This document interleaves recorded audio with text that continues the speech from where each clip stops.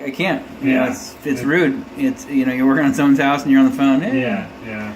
So we're in Clovis, California. We just finished installing a couple of ProFlow shutoff valves. These are quarter turn, right out of Ferguson's. The hot and cold are installed.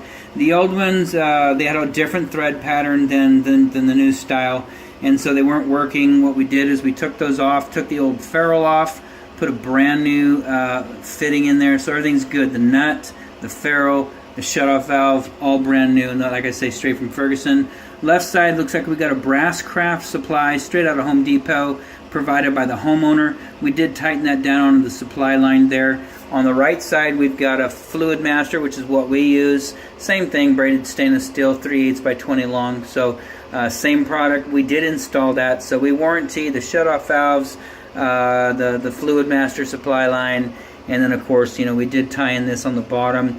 Homeowner's considering taking the sink off, putting the new sink on. So any trouble with that or any questions, need any help, that give us a holler. We'd be glad to come out and take care of it. Outside of that, this installation is done.